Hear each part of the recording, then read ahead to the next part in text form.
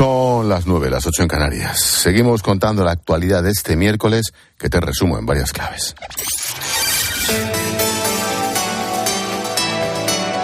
Con Expósito, la última hora en la linterna. COPE, estar informado.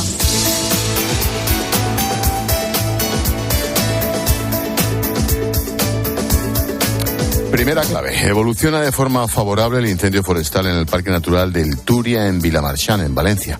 Prueba de ello es que ya se ha retirado uno de los 6 medios aéreos. Recordemos que este fuego ha obligado a desalojar a 80 personas de un albergue, 50 de ellas menores. Segunda, detenidas 5 personas en Córdoba acusadas de explotar sexualmente a mujeres. Vivían en condiciones prácticamente de esclavitud, tenían limitadas las salidas al exterior, estaban controladas 24 horas al día y observaban sus movimientos por un circuito cerrado de vídeo. Tercera, detenido un joven de 17 años acusado de homicidio en grado de tentativa por golpear al asesino de su padre. El chico está ahora interno en un centro, mientras que la víctima, un hombre de 75 años, murió hace unos días. Se investiga si falleció por las heridas provocadas en esa paliza. Y cuarta, llegan a la isla canaria del Hierro 68 personas a bordo de un cayuco, 13 de ellas menores. Todos están en buen estado de salud y no han necesitado traslado al hospital. En total, en lo que va de año, las llegadas a Canarias se han multiplicado por 5 comparado con el mismo periodo del año pasado.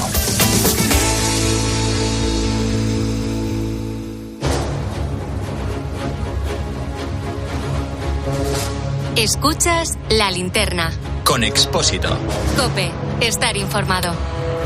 Durante la Guerra Fría, los ejércitos convencionales perdieron importancia bajo la idea de lo que se llamaba equilibrio nuclear estratégico. Se pensó que el mundo se llenaría de pequeños conflictos, que las grandes potencias mundiales mantendrían un equilibrio pacífico a pesar del miedo nuclear. Si tú no me atacas, yo no te ataco y viceversa. Bueno, a pesar de ello y tras unos años de relativa paz, la inestabilidad fue cobrando cuerpo, especialmente a cuenta de Moscú.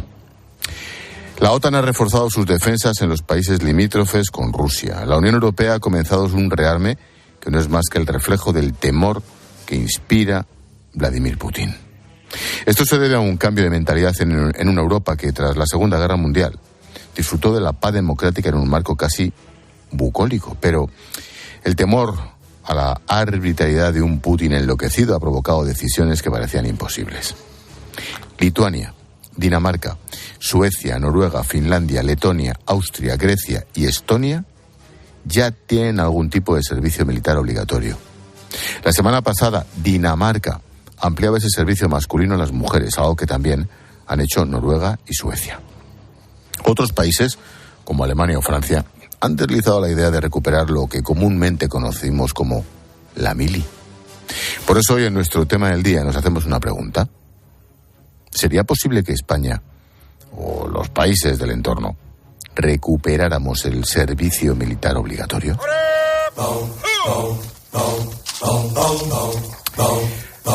Ahora mismo, si miramos un mapa del mundo, la situación es la siguiente. Europa tiene Rusia en el este, con ganas de expandir sus fronteras, enfrentada con nuestro mundo.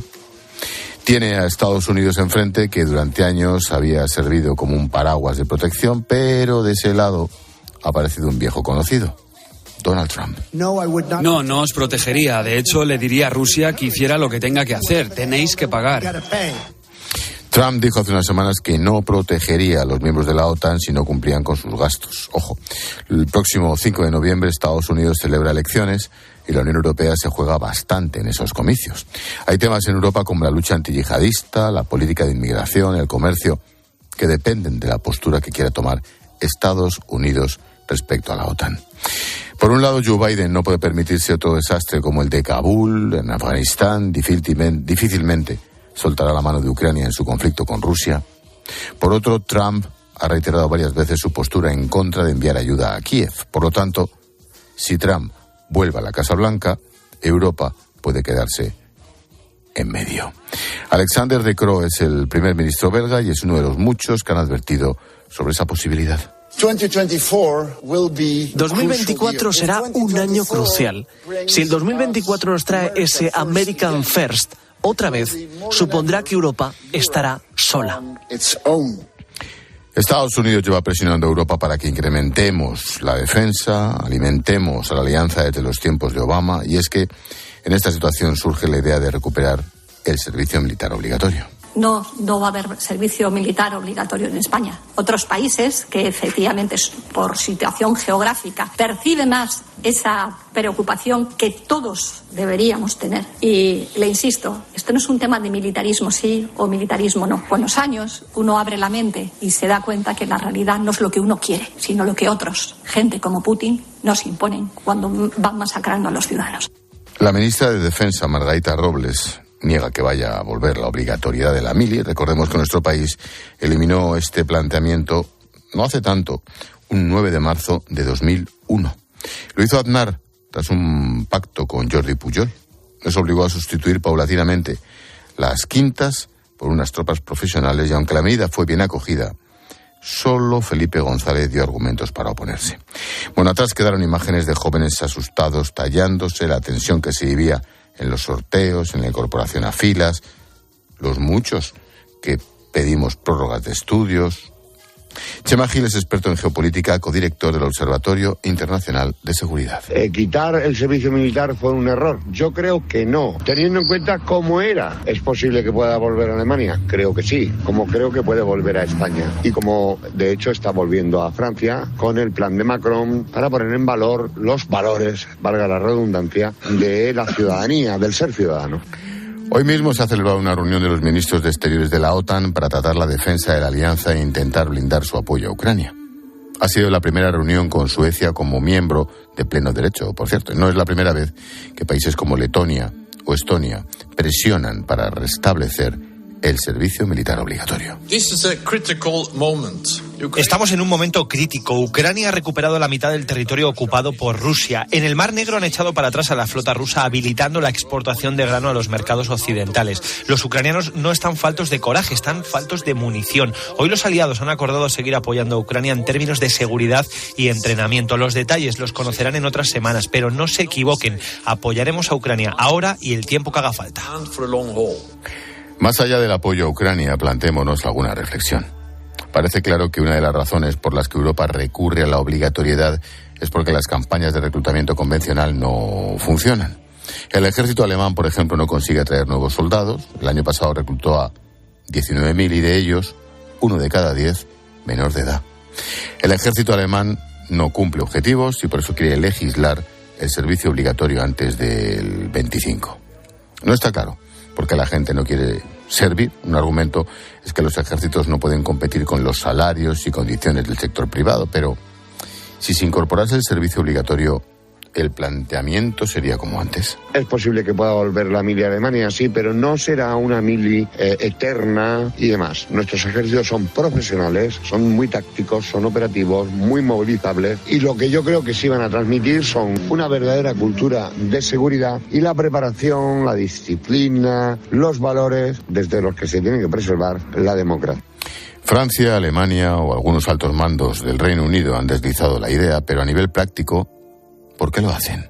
Guillermo Pulido es analista de la revista Ejércitos. Reclutar cierta cantidad de soldados, ¿no? Una de dos, o te gastas una gran cantidad de dinero en sueldos y aún así corres el riesgo de caso de que haya poco paro en tu sociedad, ¿no? Pues no cumplas el tope que has establecido, ¿no? Se les paga una cantidad simbólica, tiene por qué ser siempre algo gratuito, pero sí obligatorio. Y básicamente es para cumplir con unos mínimos niveles de tropa y marinería que con un ejército profesional pues no siempre se puede lograr. Con el servicio militar obligatorio se optimizan recursos, sobre todo económicos, se cubren plazas, pero ¿qué otros beneficios tendría? Beneficios básicamente es que el país puede tener un ejército bastante grande a un coste económico y fiscal relativamente reducido, ¿no? Ese es el principal beneficio que podría haber. Y si es un servicio militar prolongado de más de un año, ¿no? Pues además sería un ejército bastante bien formado, ¿no? La mili no debería ser considerada como un mecanismo de guerra o como un reformatorio. Una persona que sabe mucho de estos valores y que conoce perfectamente es el almirante Juan Rodríguez Garat, por razones más que obvias. Es uno de los analistas militares que mejor conoce lo que pasa en Ucrania, además. Almirante, ¿qué tal? Buenas noches otra vez. Buenas noches. A bote pronto, ya sé que hay muchos matices. ¿A favor o en contra de recuperar el servicio militar obligatorio, almirante? En España, en contra. En la España de hoy, en contra. Pero efectivamente tiene muchos matices y espero que me dejes explicarlo un poco más. Vamos a por ellos. Uno, el primero. ¿Cuál? Bueno, la mili tiene varias funciones. Una de ellas es el preparar un ejército más numeroso, sobre todo cuando no hay vocaciones militares, como es el caso de Alemania. En España no estamos en esa tesitura. La segunda función que tiene es crear amplias reservas. La gente que ha terminado su servicio militar, si es de un tiempo suficiente, está preparada para movilizarse más adelante. Esto da lugar a ejércitos masivos, enormes y en general, por lo que sabemos, poco eficaces. El ejército ruso es un buen ejemplo, pero no solo el ejército ruso. El ejército argentino, que se enfrentó al británico en las Islas Malvinas, era 3 veces más numeroso y no fue capaz de enfrentarse a las fuerzas profesionales. Y queda una tercera razón para el servicio militar obligatorio, que es el tratar de infundir valores a la juventud. Y yo creo que si evidentemente eso es algo que hacer, pero discuto que sean las Fuerzas Armadas las que tienen que hacerlo. Creo que si ese es el problema, es la sociedad y es el Ministerio de Educación el que debería ponerse al frente, puesto que los ejércitos que en su día tuvimos capacidad de enseñar a leer a los españoles, la tuvimos y hicimos un trabajo muy útil en la posguerra. Hoy día encontrar instructores que sean capaces de transmitir a una juventud ya muy formada, a la edad de 18, 19 años, una juventud que ha estado influida a muchas opiniones diversas, es mucho más complicado y no estoy seguro de que seamos la herramienta útil para eso. Yo siempre lo digo y además lleno de orgullo que mi padre, que en paz descanse, fue uno de esos que con 20 años aprendió a leer y a escribir en la mili, en Hoyo de Manzanares. Y luego... Ese servicio no se nos ha agradecido lo suficiente, pero España contribuyó mucho a sacar a España de la mili contribuyó mucho a sacar a España del analfabetismo. Sin duda. Y después de aquello, pues mira, sacó 3 hijos para adelante, que no nos ha ido tan mal en la vida. O sea que toda mi admiración, faltaría más. Cuando hablamos de valores, almirante, esto parece que se ha convertido en algo revolucionario de la fachofera, permítame la broma. ¿Qué valores son? Bueno, las Fuerzas Armadas tienen fundamentalmente, se les exigen 2. Uno es disponibilidad, que es algo en lo que, por así decirlo, no está tan comprometida la sociedad civil, y el otro es disciplina. Alrededor de estos 2 valores, que son los que constan en nuestras ordenanzas y que en teoría nos diferencian de la sociedad civil, están también otros valores que deberíamos compartir con todos, como por ejemplo puede ser el amor a la patria, el poner encima el bien de la sociedad sobre el bien propio, pero ahí no deberíamos de diferenciarnos de ningún panadero o conductor de autobuses. Claro. Yo antes he referido un listado de países que cuando los piensas despacio, claro, algunos ya los conocemos, pero Estonia, Letonia, Lituania, los países nórdicos, Finlandia, Austria, Suecia, Dinamarca, Grecia, Alemania, en cualquier momento, Francia, en cualquier momento. ¿Qué nos diferencia, almirante? Bueno, por ahora en España no sobran, pero hay suficientes vocaciones para cubrir los ejércitos profesionales, que son los que hemos decidido tener y que ya digo que son más eficaces en las guerras. En otros países donde pueda haber menos vocaciones o donde pueda haber mayores necesidades, hay que recordar que los que están al lado del oso ruso tienen razones suficientes para estar inquietos y buscar ejércitos más numerosos, sobre todo si son países pequeños, más numerosos en proporción. Pero en España las Fuerzas Armadas deberían aumentar, estoy convencido, pero deberían aumentar un 10, un 20%, no más de eso.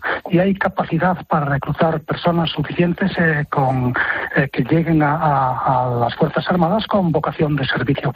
También hay que recordar que nos hemos olvidado de cómo terminó el servicio militar en España.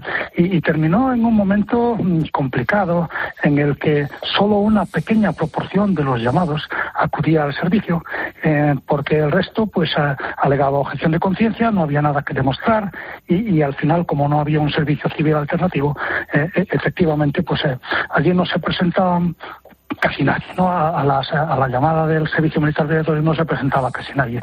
Y eso llegó a convertirse un poco en un escándalo social, ¿no? Entonces es bueno que si podemos encontrar otras formas con más sentido militar para resolver el problema, y en este momento insisto que las tenemos, pues no haya por qué tomar esa decisión. No significa que el mundo no se construye en piedra, evoluciona, y es posible que en España, en la España del futuro, podamos tener una necesidad militar de recurrir al servicio militar obligatorio, pero no se prevé, por el momento, al menos en mi opinión, no se prevé que lleguemos a eso. Yo estoy de acuerdo. Y a modo de postdata, Almirante Rodríguez Garat, en España suspendemos la asignatura Cultura de Defensa en general como sociedad.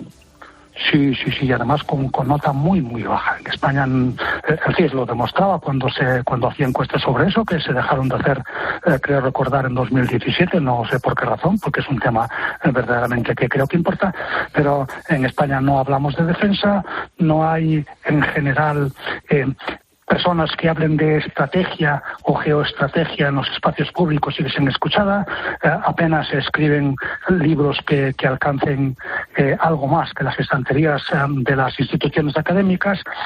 Efectivamente tenemos un serio problema de cultura de defensa que hace que en general todas las decisiones que nuestro gobierno ha tomado en los últimos 20 años sobre operaciones en el exterior, en ninguna de ellas haya participado el pueblo. Yo recuerdo como caso más claro, cuando los atentados de Barcelona en 2017 se debatió en los espacios públicos la posibilidad de que los soldados españoles patrullaran en las calles de Barcelona. El gobierno decidió en su nócamo que no, como podía haber dicho que sí. Pero en ningún momento noté yo ningún debate de cuál era el papel real de las Fuerzas Armadas para hacer frente a un terrorismo inspirado del extranjero por el Estado Islámico. El gobierno español mandó soldados a Irak para participar en la coalición sin que en ningún momento, ni en la prensa ni en la televisión, se produjera ningún debate al respecto. Y eso yo creo que es malo porque resta fuerza al gobierno a la hora de tomar sus decisiones políticas. Sin duda. Yo siempre pienso eso mismo. Cada vez que aterrizo en el aeropuerto Charles de Gaulle y veo a los militares patrullando por el aeropuerto, o vas a Euro Disney y los controles de la entrada están los militares vestidos con el traje de camuflaje en la puerta de Disneylandia. Pero en fin, así somos. Almirante Juan Rodríguez Garat, como siempre, gracias por su asesoría. Buenas noches. Muchas gracias, buenas noches. Hemos debatido sobre el plano práctico del servicio militar obligatorio, pero está claro que los tiempos cambian. A bote pronto parece que recuperar la obligatoriedad de este servicio no sentaría nada bien en la población española. Es una manera de hacer perder el tiempo a los jóvenes. Yo me pongo un ejército más pequeño y profesional. Yo no aprendí nada en la mili. Para mis nietos que no la hagan. No tiene sentido y le ponen a uno a hacer cosas sin motivo ni razón. Si lo que quieren es tener un ejército bien, pues que cojan profesionales. Los tiempos cambian y podría ser, pero no creo que sea muy necesario. Es una cosa muy antigua y que ya no tiene razón de ser. El ejército tiene que ser profesional y compuesto por profesionales. Dejemos España, fijémonos por un momento en los países que han implantado o recuperado la mili obligatoria, por ejemplo, Finlandia. Ojo, tan progresistas y reformistas.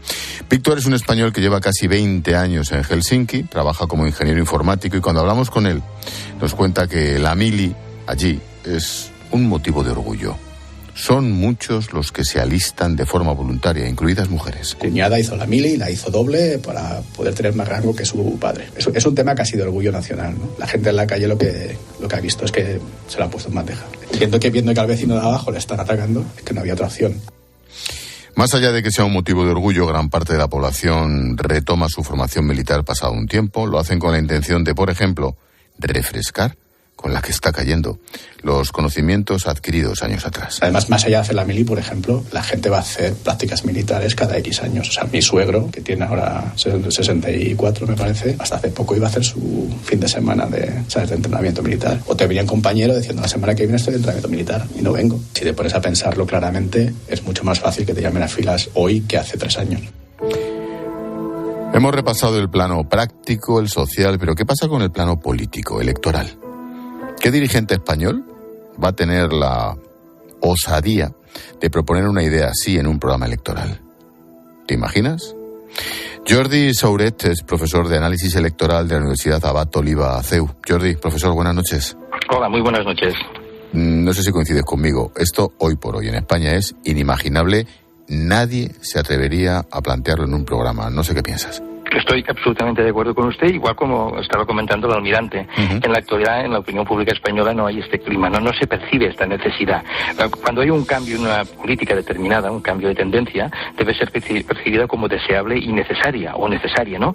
Y en este caso no se percibe, porque la amenaza de Rusia nos cae muy lejos. Estos países que se están militarizando, que intentan militarizar a parte de la sociedad, tienen el peligro mucho más cercano. Aquí en España no tenemos esta percepción.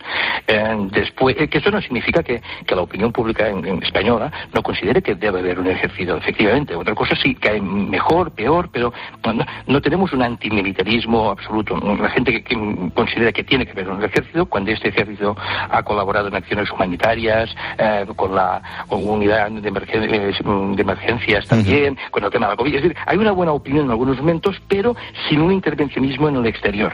La sociedad española no está preparada para que haya muertos de soldados españoles en unos objetivos militares que no se entienden, que sean propios de España, que sean nacionales, ¿no? Y evidentemente la opinión pública no está para nada para volver a un servicio militar obligatorio. Profesor, opinión personal, y no sé qué piensas, pero a mí me parece un absoluto error. No digo el no estar a favor o en contra de la mili, eso es otro debate. Me refiero a no considerar el peligro real, porque es un error pensar que Rusia está lejos. Estoy totalmente de acuerdo, pero este es el clima que percibe la opinión pública española. Fíjese en cuenta que nuestro ejército, a veces en España tenemos un excesivo pacifismo, incluso excesivo buenismo, ¿no? Y analizando un poco las causas sociológicas, ¿no?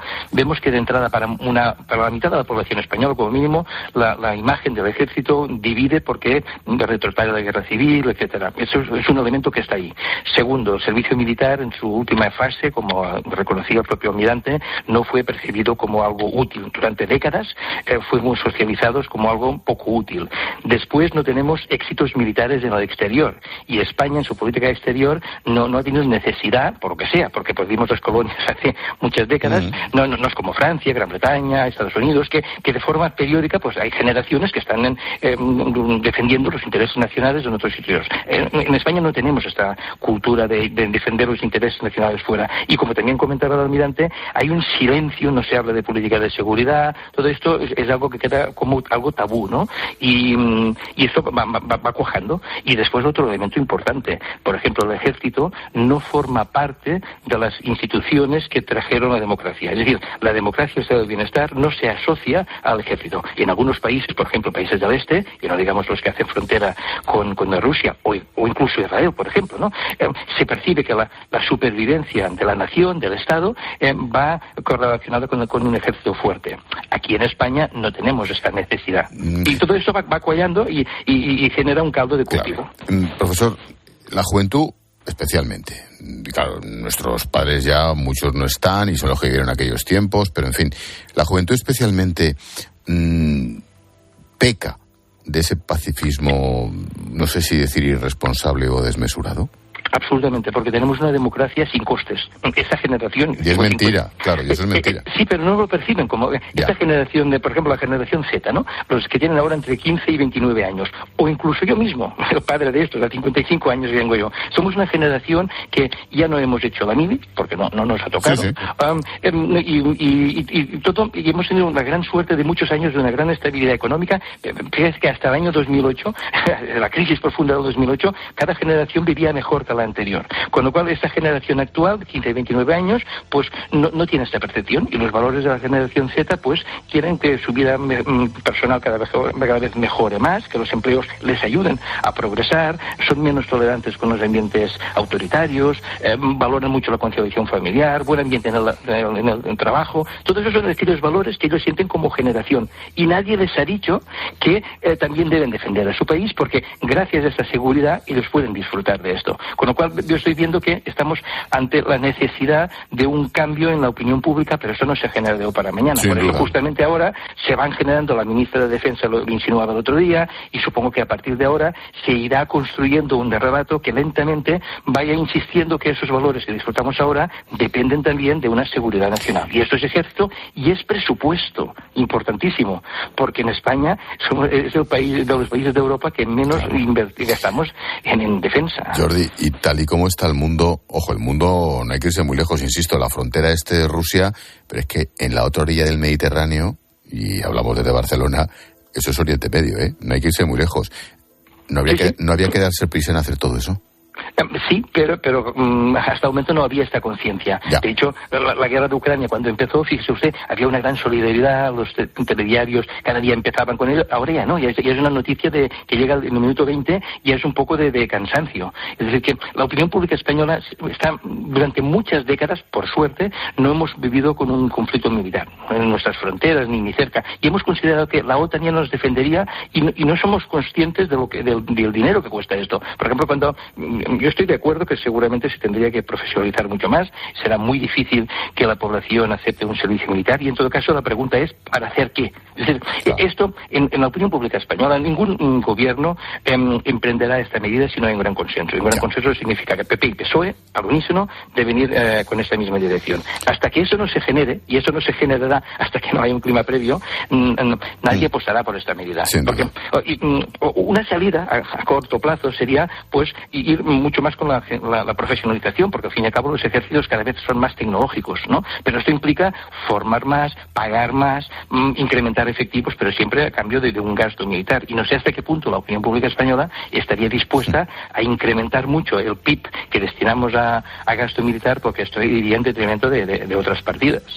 Me quedo con la clave. Esto se empezaría a cambiar con un acuerdo entre los dos grandes, en este caso, PP y PSOE, y añado yo, en esto también, y en otras muchas cosas. Pero en fin, eso lo dejamos para otro día. Jordi Sauret, profesor de análisis electoral de la Abat Oliba CEU. Gracias por la clase. Muy buenas noches. Buenas noches. Chao. Occidente seguimos apoyando a Ucrania de aquella manera, mientras la Unión Europea trata de acelerar su ruta hacia una defensa propia. Pero la controvertida actitud de Moscú conlleva una pregunta. ¿Estaríamos preparados si Putin atacara? Hoy en nuestro tema del día hemos analizado si en España podría volver a instaurarse un servicio militar obligatorio. Se está tomando en muchos países de Europa y seamos sinceros, aquí es más que improbable.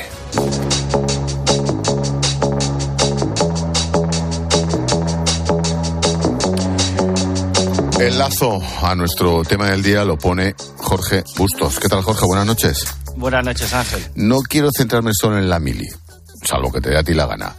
Me quiero referir a la cultura de defensa. Suspendemos claramente, no sé lo que piensas. Y en esto de la mili también. Sí, lo ha explicado muy bien el profesor. O sea, no, hace muchos años, yo te diría que siglos. Yo creo que desde Napoleón no nos sentimos concernidos por un ataque, una agresión exterior, porque más la especialidad de la casa ha sido matarnos entre nosotros, la guerra civil, ¿sabes?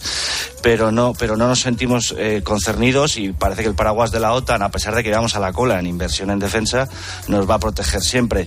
Claro, este tema que has elegido no lo hace por una especulación caprichosa. Es que Ursula von der Leyen, la presidenta de la Comisión, ha dicho que la amenaza de guerra puede no ser inminente, pero no es imposible.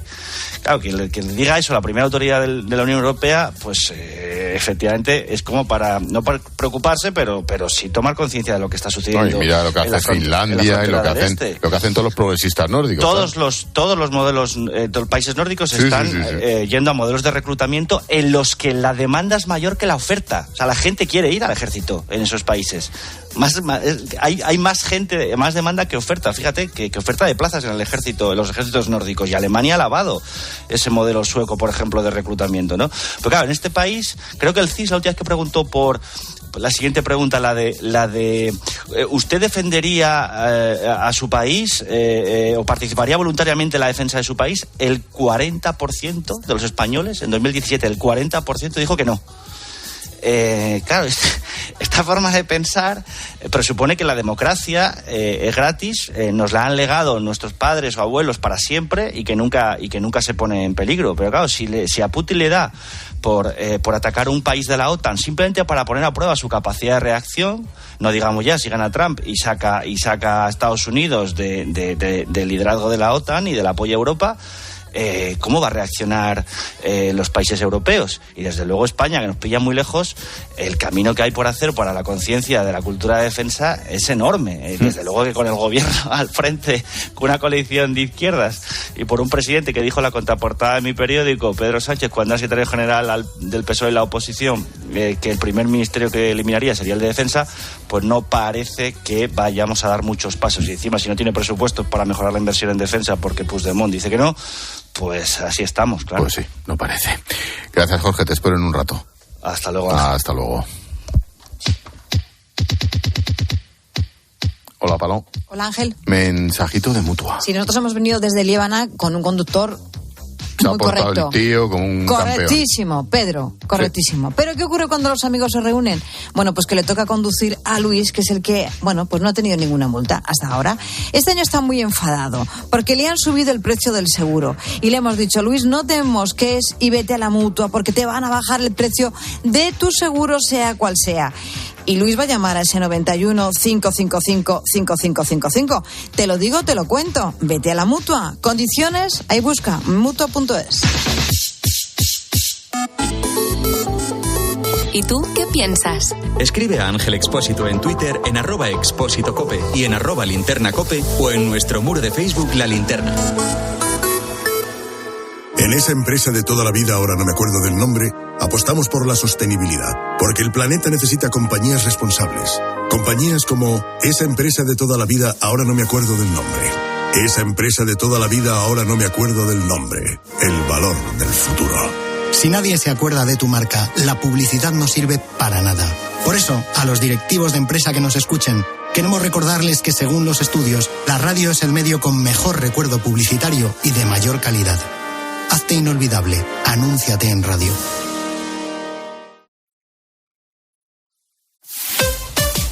Escuchas La Linterna. Y recuerda, la mejor experiencia y el mejor sonido solo los encuentras en cope.es y en la aplicación móvil.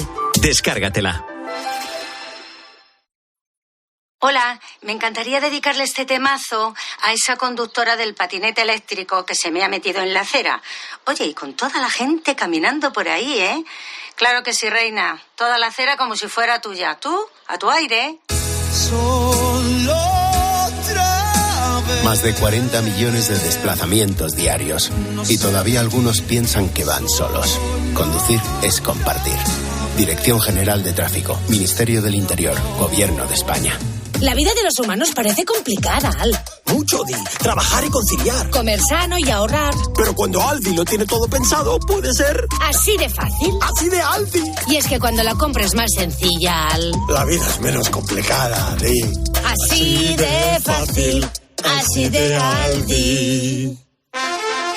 Si para ti abrir gas no tiene nada que ver con tu cocina, entonces te interesa el seguro de moto de Línea Directa, con el que, además de ahorrarte un buen dinero, tendrás cobertura de equipación técnica para casco, guantes y cazadora.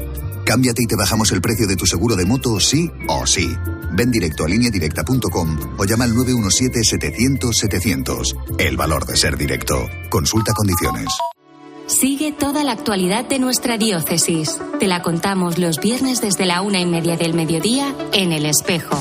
El momento que estamos viviendo de sínodo y compartir. En Mediodía Cope. Y los domingos, desde las 10 menos cuarto de la mañana, también toda la información en Iglesia Noticia.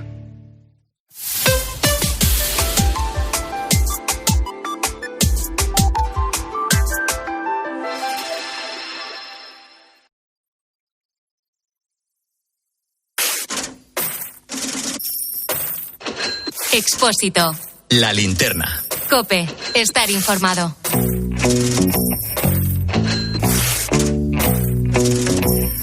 Entramos en clase de economía. Hoy ha comenzado la campaña de la renta. Ya se puede solicitar el borrador a través de internet. Para realizarla por teléfono o en persona habrá que esperar un poquito. La agencia tributaria espera recibir en esta campaña más de 23 millones de declaraciones, la mayoría a devolver. Tenemos de margen hasta el próximo 1 de julio en esta nueva campaña, la más larga de la historia, que además viene con hasta 60 novedades. Iván Alonso, buenas noches. ¿Qué tal, Ángel? Buenas noches. Algunas en forma de nuevas deducciones a la hora de realizar esa declaración. Por ejemplo, la ampliación del número de beneficiados por el complemento de maternidad. Pero también hay cambios importantes. La elevación del límite para pagar con 2 pagadores a 15.000 euros es la principal. Es verdad que la mayoría de esas 60 novedades que mencionaba son conceptos que Hacienda no consigna en el borrador. Fíjate, desde las lentillas, las gafas o el dentista. Te puedes desgravar en la Comunidad Valenciana, también allí y en La Rioja, ojo, los gastos del gimnasio, para aquellos que van, o por comprar bicicletas. Sí, claro, si no van. Claro, por eso, pero hay algunos que pagan y no van y se lo pueden desgravar igual. Bueno, por comprar bicicletas sin asistencia al pedaleo. Hay también una deducción por la ayuda doméstica en Andalucía. Gastos por enfermedad en Canarias o te puedes desgravar por los créditos para estudios de ya sean grado, máster o doctorado en la Comunidad de Madrid. Fíjate, en Extremadura hay una desgravación por vivir en un pueblo de menos de 3.000 habitantes. Otras, por ejemplo, Cataluña, por donativos para el fomento del catalán o la lengua occitana. Y en general, lo que sí debemos saber es eso que mencionaba antes, que se ha elevado el umbral para declarar a 15.000 euros. Hay que mirar muy atentamente si nos toca o no hacer la declaración. Pilar García de la Granja, buenas noches. Buenas noches a los dos. Oye, ¿qué es una bicicleta sin asistencia? Una bicicleta eléctrica. Pues eso, sin asistencia de tus piernas. Que no tenga motor. Que tenga motor o batería o un apoyo, no solamente tus piernas, para entendernos. O sea, una motocicleta. No, una bici eléctrica, por ejemplo. Claro. No es lo mismo. Una moto lleva combustible. Estas no. Estas llevan pues una especie de dinamo que tú alimentas mientras montas. Las que ves por Madrid aparcadas. Y para la moto necesitas permiso, además. No, pero esto no es la sección de motor, es la de economía. Vale, estoy aprendiendo. Digo, Pilar, en el primer día ya se han realizado más de 1 millón de declaraciones. Casi 1.500 por minuto. Claro, todo ello por internet. Es una campaña que empieza muy pronto. Bueno, claro, es que lo ha hecho muchísima gente porque significa que le sale a devolver y cuanto antes lo hagas, pues antes vas a ver la devolución en tu cuenta corriente, ¿no? Pero no hay que olvidar varias cosas, además de las deducciones que nos ha explicado Iván, ¿no? Por ejemplo, el 50% de los ingresos por IRPF son pagados por la clase media trabajadora. Es decir, desde 22.000 euros brutos al año hasta 60.000 euros brutos al año, el 50% de toda la recaudación. 2. El gobierno de Sánchez ha subido en 5 años 69 veces los impuestos. 3. España es el país en el que más han subido los impuestos de todos los países de la Unión Europea desde el año 2019. Y 4. Prácticamente el 40% de nuestros ingresos, de nuestro salario, Ángel, se va en impuestos. Uh-huh. Bueno, ya nos ha contado Iván las principales novedades y ahora vamos a ver los detalles por encima, los principales en los que debemos fijarnos en esta campaña. Hemos llamado a José María Mollinedo, como otras veces, secretario general de los técnicos de Hacienda. José María, ¿qué tal? Buenas noches. Buenas noches. Por curiosidad, ¿cuántas entrevistas llevas en los últimos 2 o 3 días? Pues unas cuantas, sí, bastantes. Empezamos por lo básico. ¿Quiénes tenemos que presentar la declaración de la renta? Bueno, pues todas aquellas personas que obtienen rentas sujetas a tributación, es decir, renta de trabajo, rentas que superen los 15.000 euros si se perciben por más de una empresa o a partir de 22.000 euros si solamente se trabaja para una única empresa. Todos los autónomos y sean empresarios o profesionales tendrán también que presentar la declaración de la renta, incluso aunque presenten pérdidas en su actividad. Y cualquier persona que reciba ayudas públicas o subvenciones igualmente están sujetas a presentar la declaración. Presentar la declaración no significa que tenga que tributar por el IRPF. Esto dependerá de la cuantía de sus ingresos anuales y de las circunstancias personales y familiares. José María, buenas noches. Triunfando en COPE. ¿Afecta el cambio en el IRPF para la declaración de la renta en 2024? No, las modificaciones que se están produciendo por el cambio de los gobiernos regionales, fundamentalmente, que se han producido Algunas de esas modificaciones tributarias tienen efectos, se le han otorgado efectos con carácter retroactivo del 1 de enero del año 23 y por tanto se van a incluir en las posibilidades de deducir en esta campaña de la renta. Pero la mayor parte de estas modificaciones ya tienen efectos a partir del 1 de enero de este año 2024 en el que estamos y se presentarán su liquidación anual en los meses de abril a junio del año próximo. Para los que usamos Bizum habitualmente, ¿en qué casos va a pedir Hacienda o puede pedirme cuentas en cuanto al Bizum? Imagino que la cantidad es importante, claro, pero ¿en más casos? Bueno, entre los gastos que cuando se utilizan para compensar gastos entre particulares, ahí, independientemente de la cuantía, Hacienda no pone el foco sobre esta cuestión. Pondrá el foco sobre esta cuestión si se utiliza para cobrar determinadas rentas, por ejemplo, clases particulares, alquileres, o cuando un negocio o una actividad económica está utilizando esta plataforma de pago para cobrar parte de sus ventas. Ahí es cuando estas personas tendrán que incorporar en su declaración de impuestos los ingresos correspondientes a esas actividades. Otra de las novedades es declarar ciertas ventas que hayamos hecho por plataformas de segunda mano, como Wallapop, Vinted, en fin, todas estas, ¿no? ¿Hay que hacerlo en todos los casos, José María? ¿Hay que declararlo? Sí, hay que declararlo. Esto no es una novedad. Ahora entraré cuál es la novedad de este año, pero siempre se ha tenido que declarar la eventual ganancia o digamos, generalmente pérdida patrimonial que se genera cuando se vende un bien de segunda mano, por diferencia entre el valor de adquisición y el valor de transmisión. Pero hay que declararlo, independientemente de la cuantía. Lo que ocurre es que la agencia tributaria, a partir ya de este año, va a tener la información de las plataformas que operan en estos sectores, de aquellos clientes españoles o personas españolas que han operado por medio de estas plataformas en más de 30 operaciones al año, o que si el importe global de todas ellas supere los 2.000 euros. En cualquiera de esas dos condiciones se va a rendir esa información por parte de estas plataformas en el país donde esté situado, y la Administración Tributaria del país europeo donde esté situado lo transmitirá a las haciendas nacionales del resto de los países. Otra novedad, referidas al coche eléctrico. ¿Cómo reflejar en la declaración esa deducción por comprar un coche eléctrico, José María? Sí, esta es una deducción interesante. Es una deducción que nace el 30 de junio del año pasado y permite, se ha prorrogado también durante este año 2024, es decir, que aquellas personas que no lo compraron en el año 23 tienen todo este año que corre para poderlo realizar. Es una deducción que tiene un carácter temporal y permite la deducción del 15% de las cantidades pagadas por la adquisición de ese vehículo,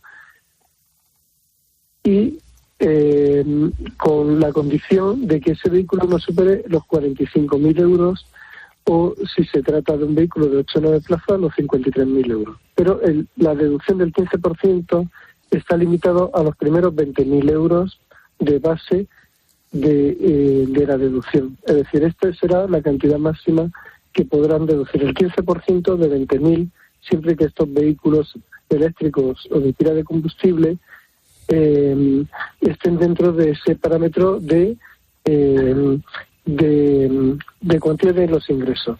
Luego tendremos una deducción igualmente del 15%, esto ya sin límite, del punto de recarga en nuestros domicilios para esos vehículos eléctricos.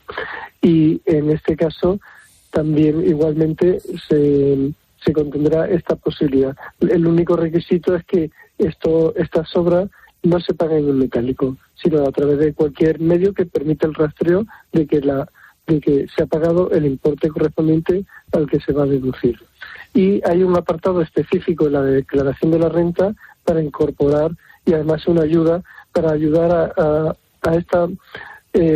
incorporar esta deducción, porque también incluso personas que hayan realizado un pago a cuenta del vehículo de más de la cuarta parte del valor del mismo, igualmente en el año 23 podrán utilizar esa deducción por esa parte pagada a cuenta en la declaración que ahora estamos realizando, y el resto, cuando se le entregue el vehículo, podrá hacer el resto de la deducción. Mira, qué interesante. ¿Y qué pasa con las ayudas del alquiler? ¿Nos podemos desgravar estas ayudas en todas las comunidades autónomas o no? Sí, en todas las comunidades autónomas existe la reducción a favor del propietario que alquila una vivienda con carácter permanente para sus inquilinos, del 60% de los rendimientos netos declarados. Es importante que son la mención declarados, porque si no están declarados no hay opción a obtener esa reducción, o si se ha falseado y se han incorporado menos ingresos de los correspondientes para determinar el beneficio, igualmente la parte que no se haya declarado no tendrá esa reducción, o si se han aumentado los gastos indebidamente, esa parte que se va a eliminar tampoco tendrá esa reducción. Es decir, la reducción a favor del propietario será del 60% del beneficio que obtiene por el alquiler, siempre que esté declarado. Y por el lado de los inquilinos, en todas las comunidades autónomas de régimen común y en las diputaciones forales del País Vasco y de Navarra, también incluyen las deducciones a favor de inquilinos.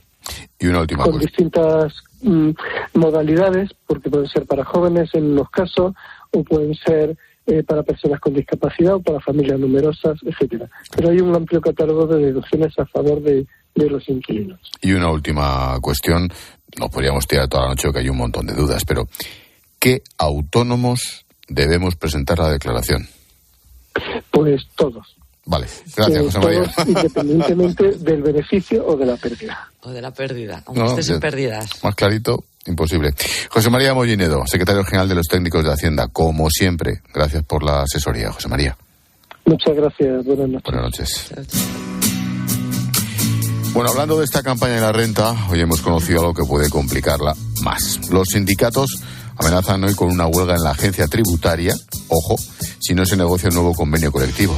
Pablo Burgos es el responsable de CESIF en Hacienda. La agencia tributaria lleva años menospreciando a sus trabajadores, incumpliendo sus compromisos con la parte social y no desarrollando su carrera profesional. Se nos ha acabado la paciencia. O se atienden nuestras reivindicaciones o la agencia tributaria se va a encontrar con un conflicto muy serio con movilizaciones en plena campaña de renta. Ojo a esta amenaza en plena campaña de renta. Pilar, ¿qué piden? Bueno, pues piden subidas salariales y mejoras en horarios y en condiciones, ¿no? Pero fíjate, hace escasa una hora y media ha publicado Voz Populi que el gobierno ha ofrecido 125 millones de euros en bonus a cambio de recaudar más en concepto de IRPF e IVA en esta campaña de la renta.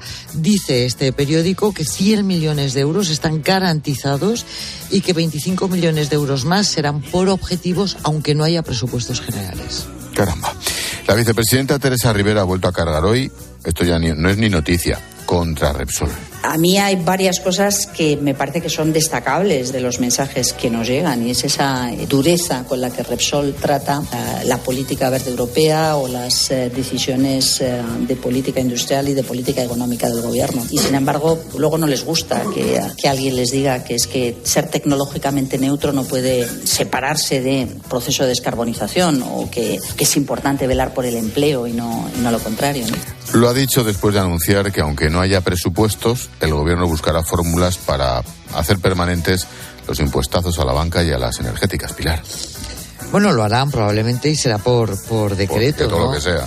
Claro, pero es que esto es un no parar, ¿no? Fíjate tú qué necesidad había hoy de meterse con Repsol, ¿no? Pero es que no hay un solo día que no haya un objetivo de insultar a una empresa, a un empresario, a un periodista, a alguien. Es que es agotador.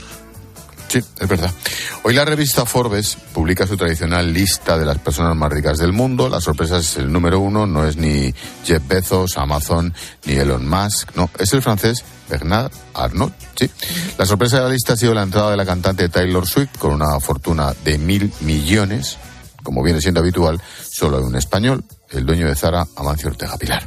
El dueño del conglomerado Louis Vuitton Moet Hennessy, que es Bernard Arnault, ha estado siempre entre los 10 personas más ricas del mundo. Como sabes, esto depende mucho de la evolución de sus participadas, de sus empresas en bolsa, ¿no? Y es cierto que el sector del lujo se ha comportado fenomenal durante el año pasado porque en el mundo cada vez hay más ricos. Nosotros no los vemos porque en Europa no es esta la tendencia, ¿no?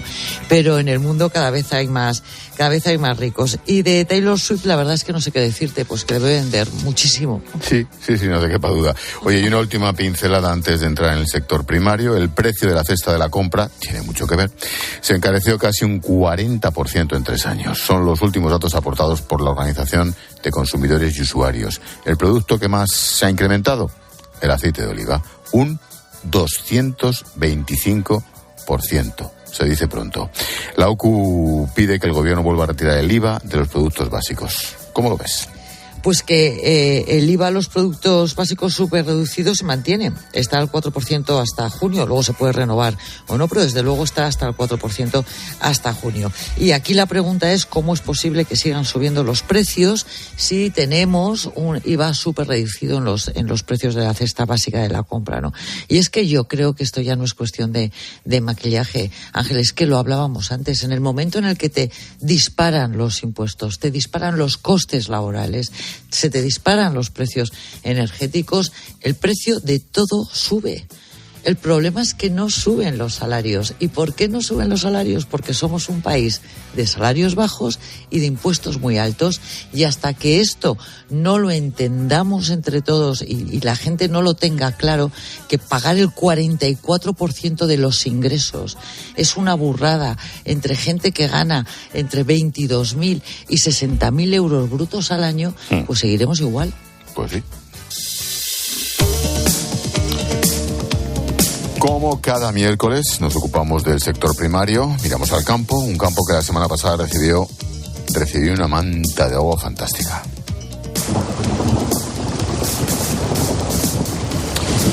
Acabamos de dejar atrás la Semana Santa más lluviosa de los últimos años y eso ha permitido a los agricultores coger un poco de agua. En regiones como Andalucía la situación para la gente del campo era extrema, el agua ha aliviado la situación, aunque hay zonas que no son suficientes. Que es un cambio muy importante. Estábamos en una situación ya que prácticamente no tenía precedentes porque estos ciclos de sequía se van produciendo a lo largo de los años, pero este era especialmente intenso ya en cuanto a la escasez y en cuanto al tiempo que duraba. Y la verdad es que ahora mismo pues por lo menos vemos un poco de luz al final del túnel. Juan Luis Ávila tiene una explotación de olivos en Jaén. Los últimos años han sido muy difíciles porque a la sequía se le ha sumado el gasto para paliar esa falta de agua, claro. De mi cosecha normal llevo 2 campañas consecutivas sacando en torno a 1/3 aproximadamente de la cosecha normal. Eso con unos gastos a nivel energético tremendos porque los gastos, yo toda mi explotación es de regadío y este año pues un regadío sin regadío porque hemos tenido unas dotaciones de agua de en torno a los 400 metros cúbicos cuando nosotros normalmente estamos en torno a los 1.500. La lluvia le viene de perlas, pero claro, pensando en la próxima temporada ya. Ya de cara a esta campaña va a tener efecto, pero la verdad es que llega un poco tarde porque el olivo genera sus estructuras productivas en el otoño anterior y lógicamente ya en estas fechas lo que hay, no hay más donde rascar. En algunos puntos como Córdoba y Sevilla la cantidad de agua recogida por metro cuadrado ha triplicado lo normal en un mes de marzo. Allí el agua sí que ha traído la felicidad completa porque en algunos casos las explotaciones estaban completamente arruinadas. Hola, Iván. Hola, Ángel. Y con ellos sus agricultores, porque mira el caso de Sebastián González, planta tomates en Lebrija, en Sevilla. Allí en el Bajo Guadalquivir hay más de 15.000 hectáreas que dependen de eso, de la lluvia, también del agua de riego. En el caso de este agricultor ha visto como en los últimos 3 años esa falta de agua ha llevado a la pérdida de empleos y también al cierre de varias fábricas. 3 años consecutivos con déficit en nuestras dotaciones para riego, pues han hecho que la propia cooperativa haya tenido que tomar medidas drásticas, pasando por un ERTE, a raíz también pues de la pandemia, a no poder arrancar la fábrica de tomate que teníamos en nuestra zona, aquí en Lebrija. Pero la lluvia, nos contaba, les ha traído una nueva esperanza. Gracias a la lluvia vamos a volver a poder plantar tomate, pimiento, bastantes cultivos hortícolas. Todo parece que vuelve un poco a rodar. Productos que salen para el mercado europeo, la mayoría. Aunque nos contaba también Sebastián que el futuro no pinta muy bien, que esto ha sido un alivio, pero que si deja de llover o no cambia la situación del campo, serán muchos los que se planteen pues dejar el campo, el sector primario, dejar de ser agricultores, como Osval Esteve. Él tiene una explotación de árboles frutales en Lleida. Eso quiere decir que bien no vamos y cada vez lo tenemos más difícil, se hace difícil. Continuamos porque es nuestra vocación, somos agricultores de toda la vida y nos gusta el campo y nos gusta ayudar y sacar las cosechas para que la gente disfrute con nuestros productos. Y estamos aquí, pero claro, cada vez se nos pone más difícil la cosa. Normal que algunos se hayan planteado dejarlo, Pilar, ¿no te parece? Bueno, claro, pero yo sí que diría algo. Sequía en España ha habido siempre. ¿Tú te acuerdas hace algunas décadas cuando era pertinaz? En la época de Loyola de Palacio, sin ir más lejos. No hace tanto. Sí, bueno. Y un poco antes la pertinaz sequía, ¿no? Entonces yo creo que aquí el problema es otro, ¿no? Aquí el problema es, España es un país que tiene sequías y sequías importantes. Sí, por su orografía, por su estructura. Bueno, habrá que crear las infraestructuras necesarias, un plan hidrológico nacional para paliar los efectos de la sequía, pero claro, es que no te dejan. No, pero es que llegamos al ridículo, ya no es que se pase agua del norte al sur o del centro al sur de España, es que en Cataluña no se pasa agua ni entre las 4 provincias, y luego ocurre, y tienen el Ebro y los Pirineos. Claro, es que es una cosa pasmosa. Entonces, donde tendría que estar los gobiernos, todos, el central, los autonómicos, pensando en presas, en pantanos, en fórmulas para poder hacer trasvases de agua y compartir lo que hay y poder almacenar cuando llueve. Bueno, pues estamos mirando el cactus. Sí. Eso es una cosa insólita. En Cataluña la situación es bien distinta, ya lo decimos, básicamente porque estaba peor, pero no ha mejorado prácticamente nada, Iván. Sí, es verdad que Cataluña ha salido de la situación de emergencia, pero tendría que seguir lloviendo y mucho para que la situación del campo vuelva a la normalidad. Nos decía Osval, este agricultor, que estas lluvias para ellos ahora mismo son algo pasajero, que ayudan, pero que no van a salvar la situación. No, esto es una solución a corto plazo. Hace falta muchísima más agua y claro, si no lloviera más, pues bueno, el problema no está resuelto ni de lejos, ¿no? Han cogido algo de aire, pero es que los últimos 3 años han sido pésimos allí. La situación en este inicio de 2024 ya era dramática. Aún así no pierden la esperanza con la llegada de este agua. Veníamos de un año malo por culpa de que no podíamos utilizar toda el agua necesaria para los frutales, para hacer una cosecha pues en condiciones. Pues ya preveíamos esta campaña pues mal, muy mal. Pero bueno, con el agua que ha caído ahora estos últimos días, pues bueno, ya somos un poco más optimistas. El agua era un problema, pero esta gente tiene otros seguramente no tan temporales. La burocracia, la competencia desleal, los precios bajos. Es la tormenta perfecta, Pilar. Fíjate, salvo que cambie de forma radical el Parlamento Europeo, vamos a seguir igual, ¿no? Ya hay elecciones en junio, vamos a ver qué es lo que pasa, pero la actual Comisión Europea ha decidido voluntariamente y sin explicarle a nadie acometer unas decisiones de cambio estructural de la economía y de la sociedad que va a dejar que está dejando millones de personas empobrecidas, entre ellas el sector primario, y esto o se para o se modifica o se plantea de otra manera o va a terminar estallando porque la gente mientras le estás pagando pues igual se calla, pero cuando no hay PAC pues es muy complicado. Sí. Bueno, mañana más. Gracias, Pilarín.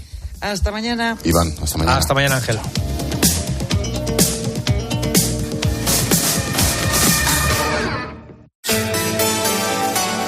Expósito. La linterna. COPE. Estar informado. Este sábado, la emoción de una final en tiempo de juego. Pues tenemos pedazo de final. La final de la Copa del Rey en COPE. Esa final de la Copa del Rey. Desde el Estadio de la Cartuja, en Sevilla, Athletic Club Mallorca. La Copa en COPE. Y además, la Liga de Segunda División y la última hora del Gran Premio de Fórmula 1 de Japón. Tiempo de juego con Paco González, Manolo Lama y el mejor equipo de la radio deportiva. El número 1 del deporte. En Bankinter creamos una nueva cuenta que será de gran interés para tu empresa. Tan bueno que si no lo ves, no lo crees. Entra a verlo con tus propios ojos a planempresasbankinter.com o llama al 981 38 58. Bankinter, el banco que ve el dinero y el de tu empresa como lo ves tú. Escuchas La Linterna. Y recuerda, la mejor experiencia y el mejor sonido solo los encuentras en cope.es y en la aplicación móvil. Descárgatela. Hazte ahora de Legalitas y siente el poder de contar con un abogado siempre que lo necesites. Llama gratis al 900-100-662 o entra en legalitas.com. Hoy, prueba la ensaladilla rusa Día al punto con un 24% de descuento. Por solo 1,35 la bandeja de 250 gramos. En tiendas y en día.es. Si te preguntan qué emisora escuchaste ayer, di COPE. Sí, todas las mañanas escucho a Carlos Herrera antes de salir de casa. De COPE suelo escuchar mucho los programas deportivos. Los fines de semana escucho mucho Tiempo de Juego y entre semana escucho siempre el partidazo antes de dormir. Me encanta Expósito por cómo reflexiona sobre la actualidad. COPE, la radio en la que crees.